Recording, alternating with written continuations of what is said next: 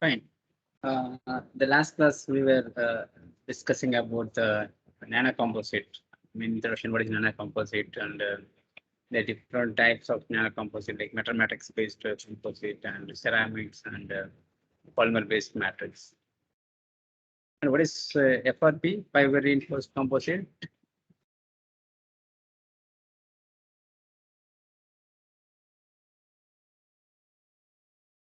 What is fiber reinforced composite, FRP?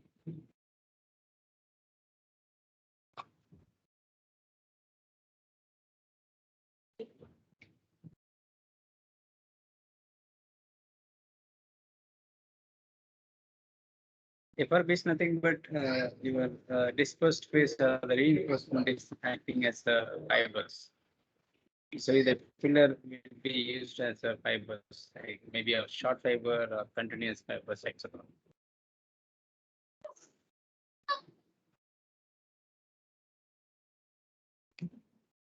And yeah, the major difference is that, I mean, between nanocomposite and the composite section, you have there are one minute.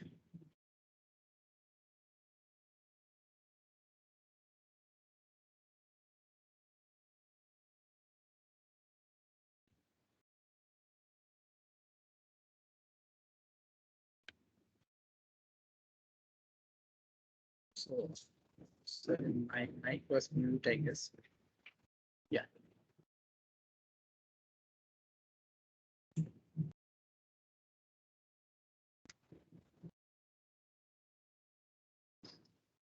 Yeah, the main difference between the nanocomposite and the micro or macrocomposite is that nanocomposite have very lightweight because they have a very high space to volume ratio.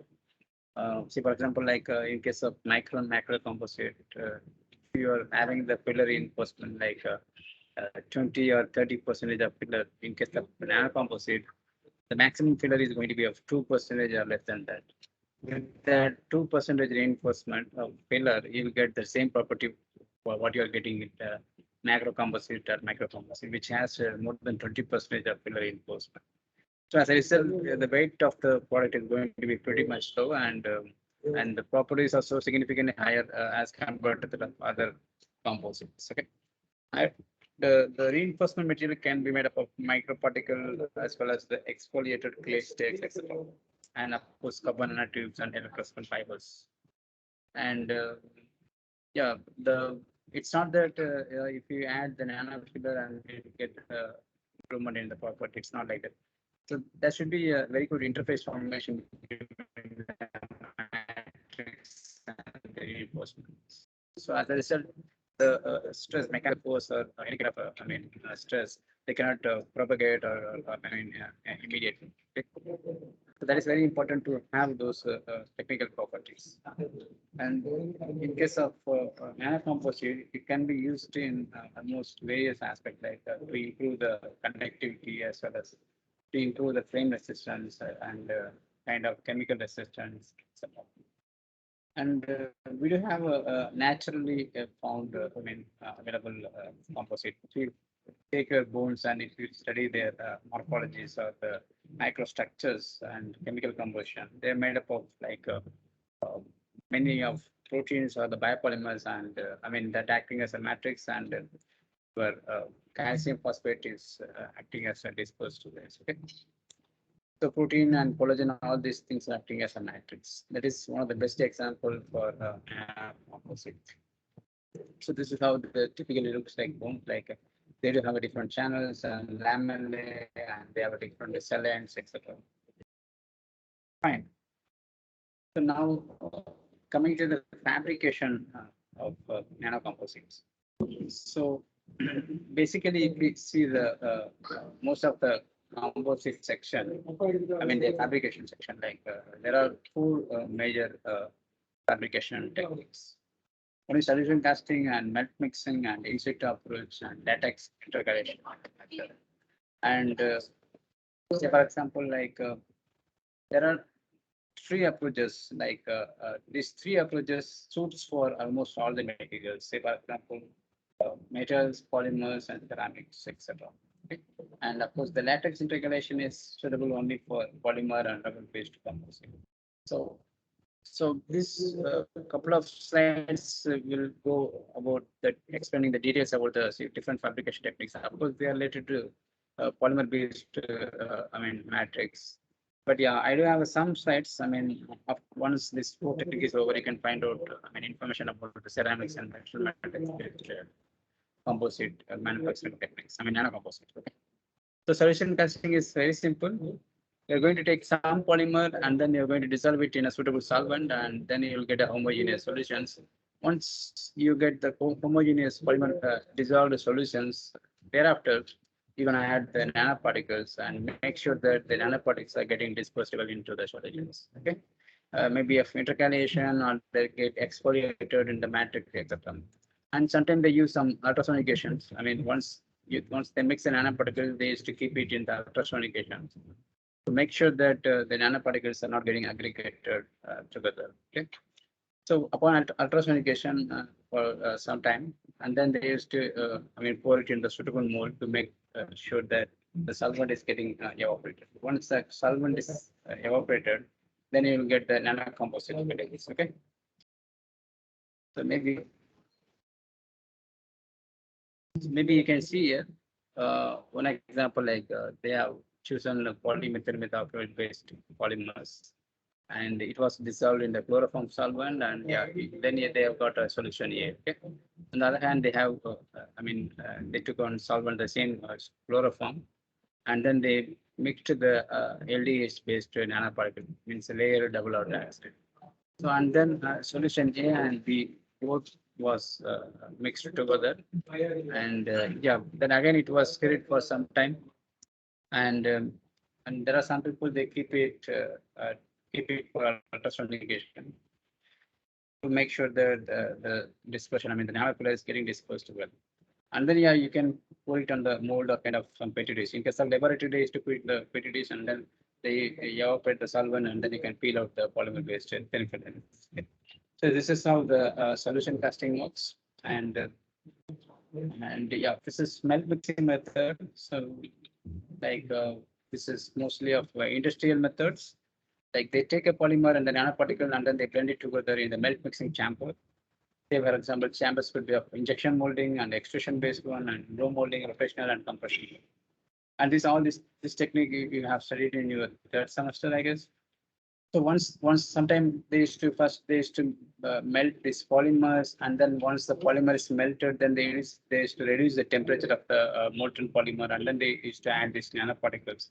Again, subsequently, I mean the mixing will continue for another few minutes, and then they will be given to the I mean permanent shape for the mixed I mean molten polymer and nanoparticle. That means like they used to go for quenching, and then they used to give the final geometry of the product. Okay. So the melting chamber can be a injection-based molding process or extrusion, blow molding, etc. The best example you can see here, this is extrusion-based technique. So you have extrusion screw here. This is single screw extruder. So you're gonna put your polymer first, or you can put together polymer and graphene-based nanoplates. So we'll see in the later section, like what is graphene, or I mean, what are the different types of nanomaterials, etc. So then you're gonna put your polymers. Once the polymer is melted, then you can add your nano platelets, and then you can mix it. I can use this some mechanical sharing for some time, and they both get mixed properly. Once the mixing is done, then you can take out these molten things for I mean giving the permanent shape for the product. Okay, and then you get the polymer-based nanocomposites. And this is again the same method. I mean, like I mean, we have a different protocol they used to follow. Like in case of like if you use some nanoparticle, they used to dry it in the oven to make sure that they are dried well because since they are particle size is pretty low, they used to get absorb high amount of moisture the moment when you keep it outside. So there will be a differences in the properties if the nanoparticle has moisture already. Okay. So before they used to dry it first, and I mean then they used to take it for the extrusion chamber for mixing those nanoparticles in the molten polymers. Okay. So sometimes you can extrude it or you can use some compression molding. I mean you can take out these batches. I mean mixed composite batches, and then you can keep it in the compression molding, and then you can use the compression, I mean, molding pressure, high pressure, and then you get this slab or thin films. Okay. This is again some other types of melt mixing approach. Okay, where you can get thin films with the help of this extrusion machine. This one another method, in situ approach. So, so before that, are you aware of all these polymerization techniques? What is solution polymerization? What is suspension? And what is bulk polymerization? What is solution polymerization? Bharatwaj?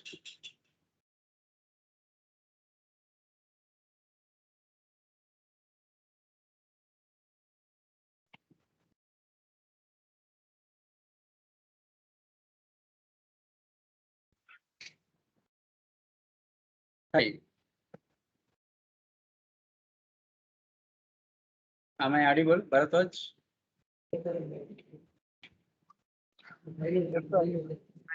Yeah. What is solution polymerization technique?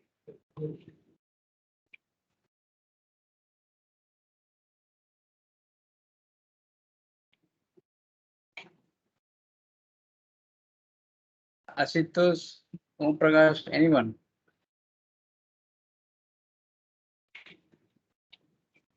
Hello, sir. Can you hear me? Yeah. Yes. Yes, sir. Please go. So, solution polymerization is like when there's a solvent in some container and that doesn't react to the monomer. So, it the monomer will basically be dissolved in the solvent, and with the help of some catalyst or something, with continuous like agitation or stirring, you'll get the polymer formed out of this. So, yeah. Yeah, you're going to take some monomer and then the monomer will be dissolved in a suitable solvent, and then you're going to initiate the polymerization with the help of catalyst, temperature, initiator, etc. Okay, that's all right. So what is bulk polymerization?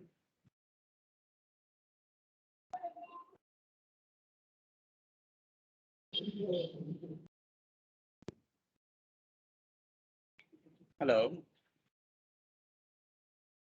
Okay. So bulk polymerization is nothing but you're straight away are going to take monomer and then you're going to initiate the polymerization with the help of catalyst and initiator and chain transfer agent, etc. And then once the polymerization is completed, you're gonna do that. I mean, work of like precipitation of those formed polymer, and then you get the either in the form of lumps or etc. Okay.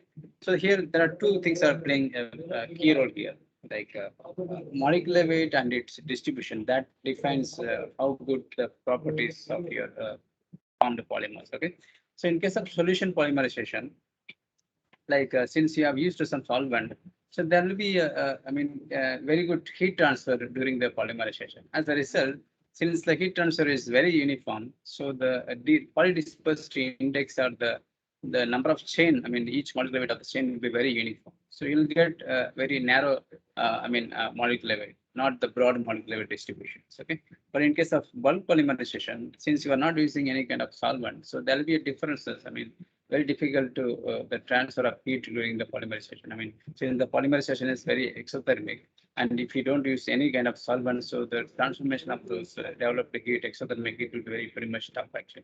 So as a result, the chain length, I mean, the molecular weight of each chain will be very pretty much, I mean, significantly. Okay. So as a result, you'll have a very broad molecular weight distribution. That means your processing temperature is also going to be affected because you cannot keep a particular temperature because each chain has different length and different molecular weight. So you can think about it now, like how the mechanical properties are varied with the different polymerization technique. So the same concept is going to apply here. Okay. say for example, solution casting. So you are straight away taking some polymer and then dissolving it, and you're adding some nanoparticle, and then you're getting those thin film. And melt mixing again, you're going to take some polymer, you're going to melt it, and then you're going to add this some nano particles, and then you are mixing it together, and then you'll get some sort of either in the form some extruded profile or some sort of thin films, etc. So now the in situ approach here, how the process begins, So here they are going to take some monomers, not the polymers. Okay.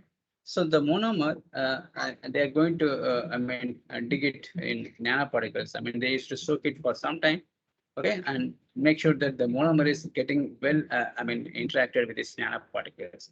And then they're going to start the polymerization. They are going to add the initiator as well as some sort of catalyst, etc. At a desired temperature, the polymerization technique is going to be initiated, okay. And then subsequently, the process continues. The workup like a precipitation will also be followed, and then you'll get this kind of nanoforms. Okay. So now this is again the one, schematic, how exactly the process begins. Some people, they used to add monomer and the reactive material. That means to chain transfer agent, etc. And they used to mix it together, and then they used to add the nanopolar and dopant materials, etc. Okay, and then the polymerization will initiate, and then you'll get these kind of composite structures. So now question is that compared to this solution casting and melt mixing, which one will have a better properties, like mechanical properties or any kind of technical properties, and why is it so?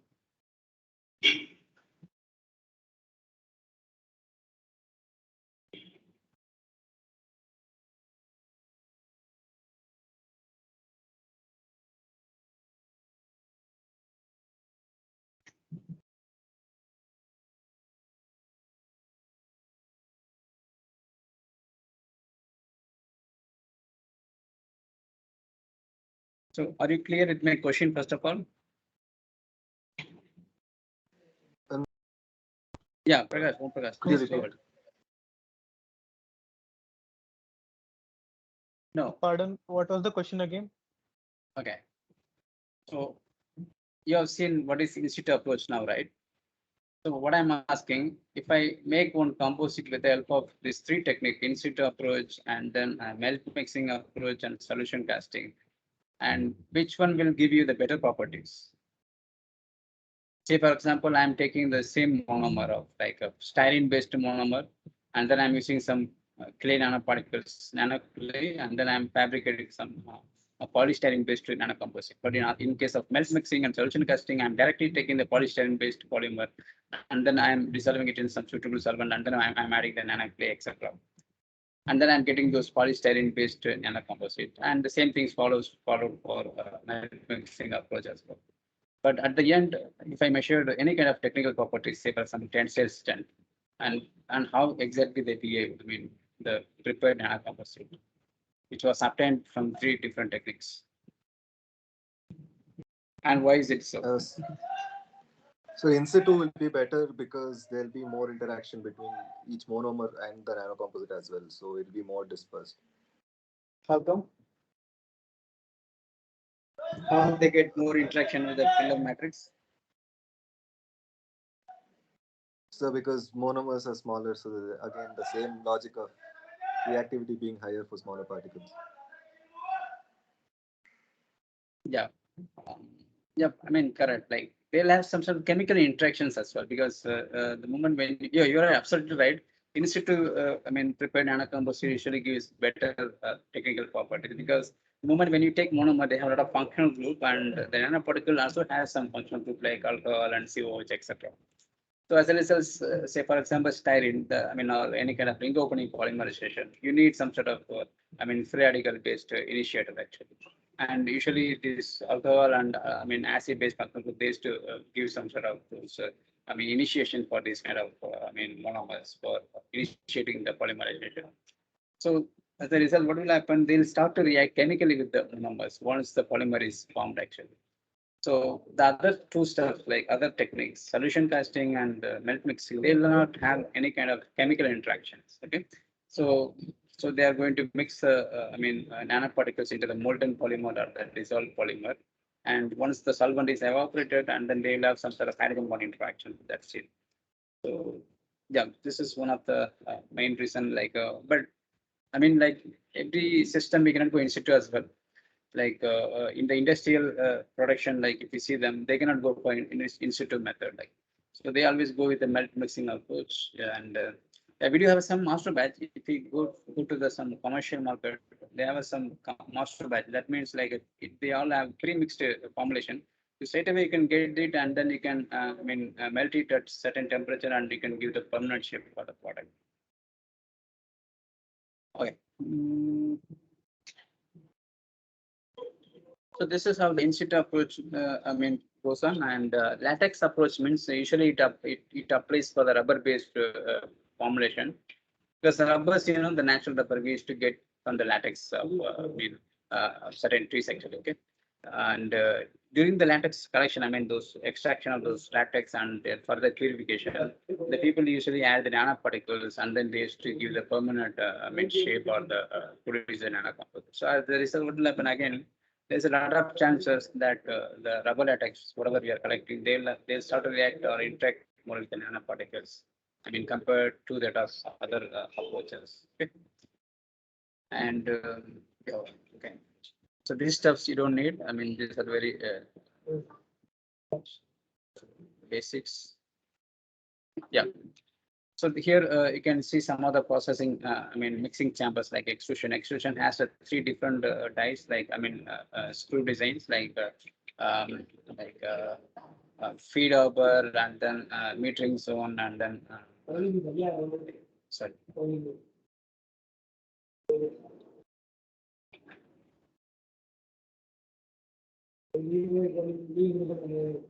Feed zone, compression zone, and metering zone. Somewhere was not there. Okay. So yeah, feed zone usually gives you the to push the whatever the material which was fed on the hopper, and the compression zone usually have slightly higher temperature, which makes the material, and then the metering zone usually push those molten low viscous materials towards to the origin of the type.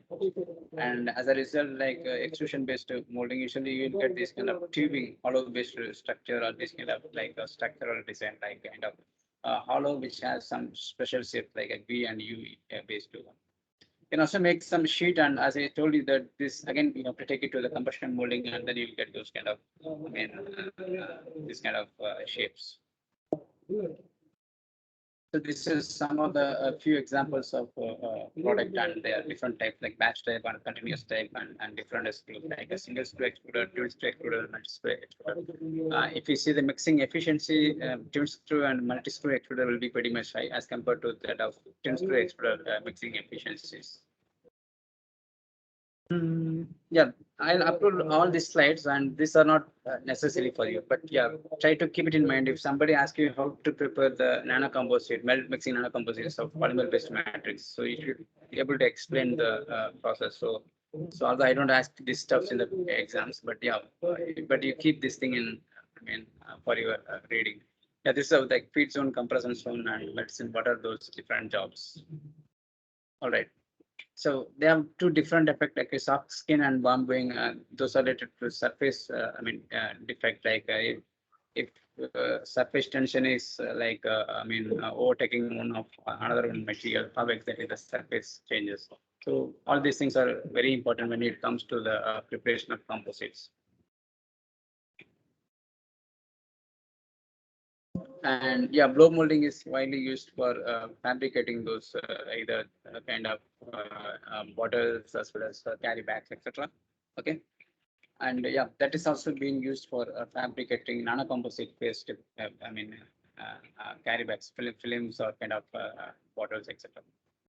The extrusion same principle applies, but here once the molten material pushes towards to this orifice, what will happen? There will be a hot air will be blown into this molten polymer, either precursors or the nanocomposite precursors, and this again will be blown into the air bubbles, and then that will be subsequently pushed towards to the several doors, and then they used to collect it. Okay, upon punching. So I stop here. Compression molding, again, the same thing I have explained. Like once the mixing is done, then you can take it into this like a hot plate, and then you can the people used to apply the high pressure to make sure that the molten polymer is getting into the desired shape of your mold. And then once the, quenching is done, you can take out this, molded parts. Okay. So I stop here, and can you write one more assignment? The assignment is that you are going to select one particular composite like polystyrene, carbon nanotube, or polystyrene, some carbon fiber, or some carbon nano, nanoclay, or any kind of hydroxyapatite, etc. And you are going to search some articles which was fabricated in a 3 different route. One is solution casting, and another one is melt mixing route, and another one is in situ approach. You can take any matrix, not only polystyrene. You can go with polyurethane or PMMA or kind of PVC, any kind of polymer based matrix, and try to find out some articles. 3 articles which was fabricated using solution casting and melt mixing and in situ, and try to figure it out. Properties, how different it's coming, and their observations. You can select one particular properties, maybe a mechanical property like tensile strength, etc. Or you can target about some electrical properties like how the dielectric strength is coming. Or keep one thermal properties like degradation temperature, etc. Or glass transition temperature, melting temperature. And then you see how difference is coming. And then you give me some summary of those 3 papers in one page. Like, you got it right? What I mean, so that you'll understand the concept, and the things you'll not forget actually. You take your time, and you upload it in Moodle by 10th of September. Or 17th also you can submit. I'll maybe keep 17th as a deadline. Are you getting it first, the question? At least one person. Om Prakash, you?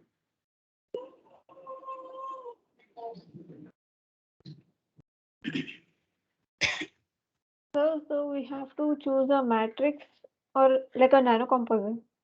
Yeah, matrix as well as the filler. And then you are going to search 3 different papers. Sometimes you get all these techniques in one paper. So the people used to do the comparative studies of those nanocomposite, which was obtained from 3 different techniques. And then they themselves used to, give you the, like kind of analysis of those properties, variations from the different techniques. So, are you clear now, Pooja? Yes, sir. Okay. So maybe if anybody has doubt, they can contact you and get clear it out. Okay. And yeah, I'll open the link on Moodle. Okay.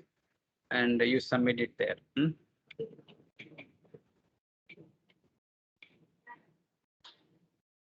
Okay, guys. So even if you do not understand this one assignment, you can ask me in the next, class, first day class. We'll discuss further. Okay. See you then. Bye. Thank you, sir. Thank you, sir. Thank you, sir. Yeah, thank you. Thank you, sir.